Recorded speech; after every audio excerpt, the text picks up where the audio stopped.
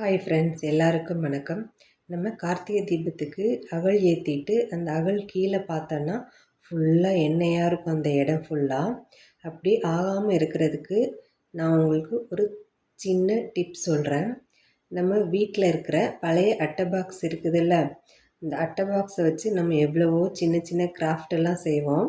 இந்த கார்த்திகை தீபத்துக்கு ஏற்ற ஒரு சின்ன கிராஃப்ட் இதில் செய்யலாமா?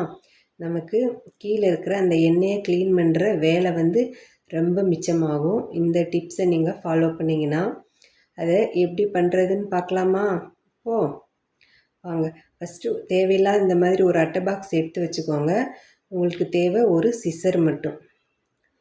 சிசர் எடுத்து அந்த அட்டை பாக்ஸை கொஞ்சம் பீசஸாக கட் பண்ணி வச்சுக்கோங்க.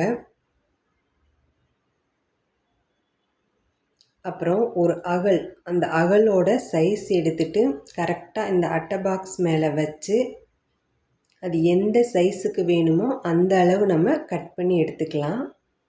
பாருங்கள், இந்த அளவுக்கு ஸ்கொயர் ஷேப்பில் சின்னதாக கட் பண்ணி எடுத்துக்கோங்க. இது உங்களுக்கு ரொம்ப யூஸ்ஃபுல்லாக இருக்கும். அந்த இடம் கீழே ஃபுல்லாக எண்ணெயே இருக்காது. நீங்கள் எத்தனை அகல் ஏற்றுறீங்களோ அத்தனை இந்த மாதிரி குட்டி குட்டியாக பீசஸாக கட் பண்ணி வச்சிட்டிங்கன்னா உங்களுக்கு இது ரொம்ப யூஸ்ஃபுல்லாக இருக்கும். பாருங்கள், இந்த மாதிரி கட் பண்ணி எடுத்துக்கோங்க.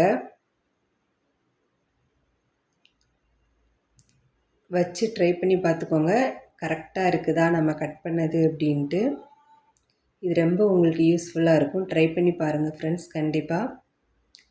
அது மாதிரி ஒவ்வொன்றா ஒவ்வொரு பீஸாகவும் கட் பண்ணி எடுத்துக்கோங்க. நீங்கள் எத்தனை அகல் ஏற்ற போகிறீங்களோ அதுக்கு ஏற்ற மாதிரி கட் பண்ணி மொத்தமாக எடுத்து வச்சுக்கோங்க.